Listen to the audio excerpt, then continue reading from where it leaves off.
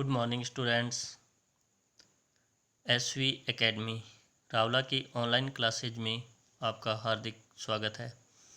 Class 12 subject English lesson for lost spring. पिछले 2 video से अपने इस लेसन को कंटिन्यू कर रहे हैं, उसी से आगे आज सब कंटिन्यू करने जा रहे हैं। हमने पढ़ा कि किस तरह से लेखिका कचरा बीनने वाले उन बच्चों की ज़िंदगी पर सवालिया निशान खड़ा करती है और उनके प्रति अपनी चिंता जाहिर करती है। तो आज उसी से आगे अपने पढ़ने जा रहे हैं। आपकी बुक के पेज नंबर 22 पर देखिएगा। Mukesh family is among them.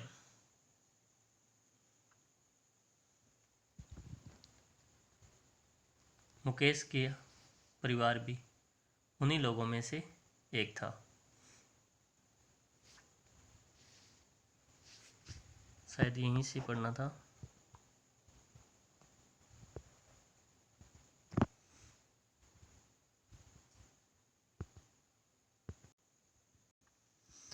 None of them knows that it is illegal for children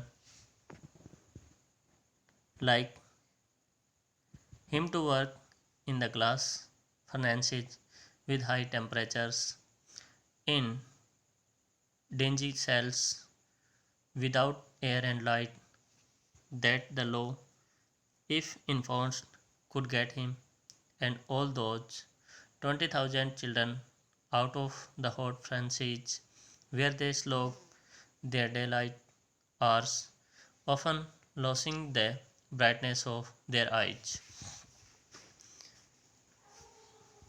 तो लेखिका बताती है कि उनमें से कोई भी नहीं जानता था कि उस जैसे बच्चों का बिना हवा व प्रकाश वाली अंधेरी गंदी कोठरियों में ऊंचे तापमान वाली कांच की भट्टियों पर काम करना गैर कानूनी है, और यह कि यदि कानून लागू कर दिया जाए तो उसे और उन सभी 20,000 बच्चों को गर्म भट्टियों से अलग कर दिया जाएगा जहां वे अपने दिन के घंटों में घोर परिश्रम करते हैं और प्राय अपनी आंखों की चमक खो बैठते हैं। यानी कि उनकी आंखें हैं, चमक खो बैठने का मतलब उनकी आंखें कमज़ोर हो जाती है, उनकी रोशनी कम हो जाती है। Mukesh eyes beam as he volunteers to take me home, which he proudly says is being rebuilt। और लेखिका बताती है कि मुकेश जब मुझे अपने घर ले जाने की पेशकश करता है, उसकी आंखें चमक उठती है और वह गर्व के साथ कहता है कि उसका घर फिर से बनाया जा रहा है।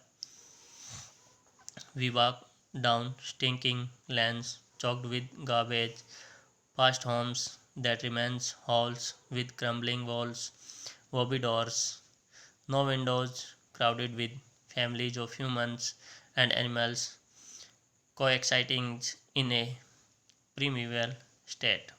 और उसके बाद में लेखिका वहाँ का उस दृश्य का वर्णन करती है और वो बताती है कि हम कूड़े से बंद बदबूदार गलियों से गुजरते हैं, यानी कि जो कूड़े की वजह से अवरुद्ध हो चुकी गलियां हैं उनके से गुजरते हैं तो वहाँ से एक बदबू आती है।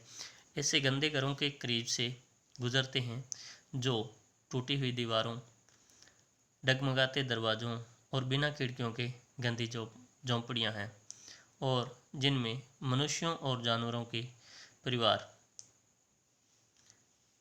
प्रीमिवल स्टेट यानी कि आदिकालीन जो युग था उसकी भांति साथ साथ रह रहे हैं। He stops At the door of one such house bangs a wobbly iron door with his foot and pushes it open. We enter a half-built shack. वह एक ऐसे ही घर के दरवाजे पर रुक जाता है। लोहे के एक डगमगाते दरवाजे को जोर से लात से खोलता है और हम एक आधी बनी हुई झोंपड़ी के अंदर प्रवेश करते हैं। In one part of it, thatched with dead grass, in a firewood stove over which sits a large vessel of sizzling spinach leaves. उसके सूखी घास के छप्पर वाले एक हिस्से में एक चूल्हा है जिस पर एक बड़ा बर्तन रखा है जिसमें पालक की पत्तियां आवाज करते हुए उबल रही है। On the ground, in large aluminium platters are more chopped vegetables.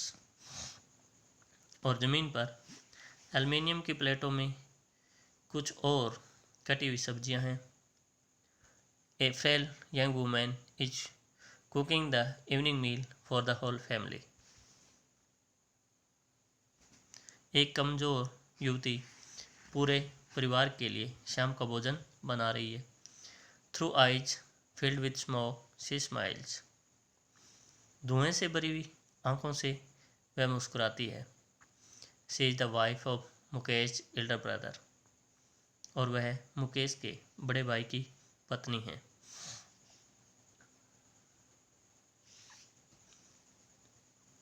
Not much older in years, she has begun to command respect as the bahu, the daughter-in-law of the house, already in charge of 3 men, her husband Mukesh and their father. When the older man enters, she gently withdraws behind the broken wall and brings her veil closer to her face. उम्र में उससे ज़्यादा बड़ी नहीं है, परंतु एक बहू के रूप में उसे आदर मिलने लगा है। घर की बहू के रूप में पहले ही उस पर 3 व्यक्तियों, कौन कौन है? उसके पति मुकेश और उनके पिता की जिम्मेदारी है।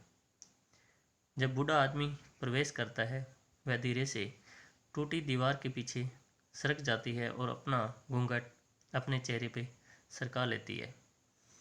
As custom demands, daughter in law must veil their face is before male elders. जैसे कि प्रथा है, पुत्र वधुओं को बुजुर्ग पुरुषों के सामने अपने चेहरे पर घूंघट जरूर डाल लेना चाहिए। In the case the elder is an improvised bangle maker. और वहाँ वो बुजुर्ग एक अत्यंत निर्धन चूड़ी बनाने वाला व्यक्ति है। Despite long years of hard labour, first as a tailor, then a bangle maker, he has failed to renovate a house, sent his 2 sons to school.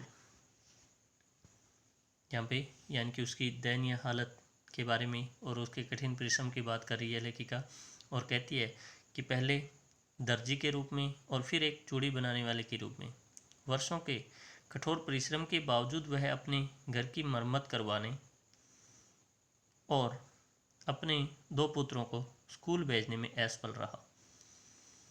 All he has managed to do is teach them what he knows, the art of making bangles. और जो कुछ वह उन्हें सिखा पाया, जो वह जानता था, वह था चूड़ी बनाने की कला। यानी कि उसने अपने दोनों पुत्रों को स्कूल भेजने के बजाय अपने पास जो कला थी, एक चूड़ी बनाने की कला, वो ही मात्र उसे उन दोनों को सिखा पाया। It is his कर्म, his destiny, said Mukesh grandmother, who has watched her oven husband go blind with the dust from polishing the glass of bangles. Can a God-given lineage ever be broken? She implies. और उसके बाद में मुकेश की दादी माँ कहती है, क्या कहती है? यह इसका कर्म है, इसका भाग्य है। मुकेश की दादी ऐसा बोलती है। Who has washed her oven husband, जिसने की चूड़ियों के कांच की पॉलिश की गर्द से अपने पति को अंधे होते हुए देखा है। और वो कहती है, क्या कभी ईश्वर प्रदत्त वंश परंपरा तोड़ी जा सकती है? वह बताती है। बौर यानी कि कहने का मतलब, वो कहती है कि ईश्वर ने हमें जो ये वंश परंपरा दी है, जो कला हमें दी है, वही हम अपने बच्चों को सिखाएंगे। क्या हम इसको तोड़ सकते हैं? या हमारे पूर्वजों को भी यही कला थी और उन्होंने हमें ये कला दी है। तो उसके बाद में वो बताती है, born in the caste of bangle makers, they have seen nothing but bangles in the house in the yard. चूड़ी बनाने वालों की जाति में पैदा होकर उन्होंने चूड़ियों के अलावा और कुछ नहीं देखा है, चाहे वो घर हो, चाहे वो आंगन हो। In every other house, every other yard, every street in Firozabad. और वो कहती है कि चाहे कि उनका घर हो, आंगन हो, या फिर हर दूसरे घर की बात हो, हर दूसरे आंगन की बात हो, चाहे फिरोजाबाद की हर गली की बात हो, हर जगह यही काम है। Spirals of bangles, sunny gold, paddy green, royal blue, pink, purple, every color born out of the 7 colors of the rainbow, lie in mounds in uncamped yards, are piled on 4-wheeled handcarts pushed by young men along the narrow lanes of the shanty town। उसके बाद में यहाँ पे उन colours की बात हो रही है जो वो बिन बिन बैंगल्स में लगाते हैं। तो लेखिका बताती है कि मालाओं के रूप में चूड़ियों के गुच्छे या बंडल धूप से सुनहरे, दान जैसे हरे, गहरे चमकीले नीले, गुलाबी, बैंगनी, इंद्रधनुष के 7 रंगों से बनने वाले हर रंग के अस्त व्यस्त आंगनों में ढेरों के रूप में पड़े रहते हैं तथा इनको 4 पहियों वाली हाथ गाड़ियों पर लाद कर युवा आदमी झोंपड़ियों वाले कस्बे की तंग गलियों से होकर धकेलते हैं। And in dark hutments next to lines of flames of flickering oil lamps sit boys and girls with their fathers and mothers welding pieces of colored glass into circle of bangles। और उसके बाद में बता रहे हैं कि किस तरह से वो आखिरकार अपनी जो चूड़ी का रूप है वो धारण करती है, उसके बारे में बता रही है। और वो कहती है कि अंधेरी झोंपड़पट्टियों में टिमटिमाते तेल के दीपकों की लो की पंक्तियों के आगे लड़के और लड़कियां अपने माता पिता के साथ रंगीन कांच के टुकड़ों को चूड़ियों के वर्ताकार घेरे पर जोड़ते हुए बैठते रहते हैं, यानी कि बैठे रहते हैं। Their eyes are more adjusted to the dark than to the light outside. और लेखिका बताती है कि उनकी आंखें बाहर के प्रकाश की अपेक्षा अंधेरे से ज़्यादा समायोजित है। This is why they often end up losing their eyesights before they become adults. और वो कहती है कि यही कारण है कि वयस्क होने से पहले ही वे अपनी आंखों की रोशनी खो बैठते हैं। Shweta, a young girl in a drab pink dress, sits alongside an elderly woman shouldering pieces of glass। एक छोटी लड़की श्वेता नीरस गुलाबी पोशाक पहने एक बूढ़ी औरत के पास बैठकर कांच के टुकड़ों को जोड़ रही है। As her hands move mechanically like the tongues of a machine, I wonder if she knows the sensitivity of the bangles she helps make. और उसके बाद में लेखिका कहती है, जब उसके हाथ किसी मशीन के चिमटे की भांति, टोंग्स यानी कि चिमटा, जब उसके हाथ किसी मशीन के चिमटे की भांति यंत्रवत चलते हैं तो मैं सोचती हूँ कि क्या वह उन चूड़ियों की पवित्रता को जानती है जिन्हें बनाने में वह मदद कर रही है। यानी कि लेखिका जैसे ही उस लड़की को उस चूड़ियों का वर्क करते हुए देखती है तो लेखिका सोचती है कि जो ये चूड़ियाँ बना रही है इनकी पवित्रता क्या है, इनका मतलब क्या है, औरतें क्यों पहनती है, क्या इन सब के बारे में वो छोटी लड़की जानती भी है। It symbolise an Indian woman's suhag auspiciousness in marriage. और उसके बाद में लेखिका कहती है, यानी कि अपने आप ही सोच रही है, और वो कहती है कि ये चूड़ियाँ भारतीय स्त्री के सुहाग का प्रतीक है, अर्थात ये चूड़ियाँ वैवाहिक जीवन की शुभ सूचक है। It will dawn on her suddenly one day when her head is draped with a red veil, her hands dyed red with henna, and red bangles rolled onto her wrists। और उसके बाद में लेखिका सोच रही है कि यह बात उस दिन अचानक उसकी समझ में आ जाएगी जब उसका सिर लाल घूंघट से ढक दिया जाएगा, उसके हाथों में हेना यानी कि मेहंदी लगा दी जाएगी और लाल चूड़ियाँ उनकी यानी कि उसकी कलाइयों में पहना दी जाएगी। She will then become a bride, तब वह एक दुल्हन बनेगी, like the old woman beside her who became one many years ago. She still has bangles on her wrist but no lights in her eyes. और वो सोचती है कि उसी तरह से वह भी एक दुल्हन बन जाएगी, उसी तरह से जिस तरह से उसकी बगल वाली बूढ़ी औरत जो बहुत वर्ष पहले एक दुल्हन बन गई थी, आज भी उसकी कलाई में चूड़ियाँ तो है किंतु उसकी आंखों में कोई चमक नहीं है। एक वक्त शेर बार खाना भी नहीं खाया, एक वक्त शेर भर खाना भी नहीं खाया। She says in a voice drained of Joy, she has not enjoyed even one full meal in her entire lifetime. That's what she had wrapped her husband, an old man with a flowing beard, says, I know nothing except bangles. एक वक्त शेर भर खाना भी नहीं खाया, मतलब कि पेट भरकर खाना भी नहीं खाया। वह ऐसी आवाज़ में कहती है जिसका आनंद समाप्त हो गया है, यानी कि जिसका कोई एंजॉय नहीं बचा हुआ है। उसने अपने पूरे जीवन काल में एक बार भी भरपेट भोजन का आनंद नहीं उठाया है।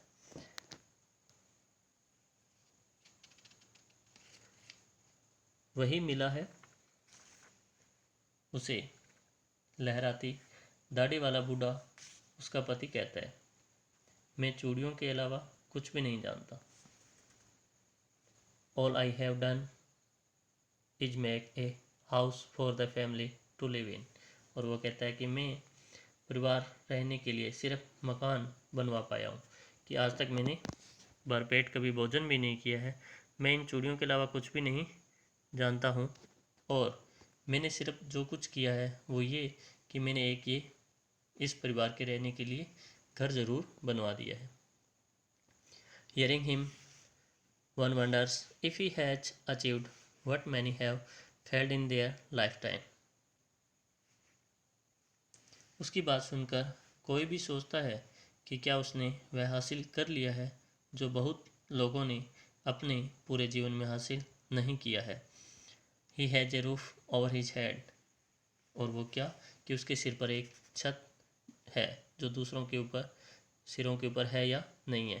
कहने का मतलब जो उसकी बात थी कि उसने कहा कि मुझे इन चूड़ियों के अलावा और कुछ भी पता नहीं है, और अगर मैंने इस पूरे जीवन काल में अगर कुछ किया है तो वो ये कि मैं अपने परिवार के लिए एक मकान बनवा पाया हूँ। तो ये सुनकर कोई भी सोचता है कि क्या उसने वह हासिल कर लिया है जो वह बहुत से ऐसे लोग भी हैं अपने जीवन में हासिल नहीं कर पाए हैं कि उसके सिर पर एक छत है। तो आज के इस वीडियो में इतना ही। नेक्स्ट वीडियो में इसे कंटिन्यू करेंगे। तब तक के लिए goodbye. Thanks for watching and have a nice day.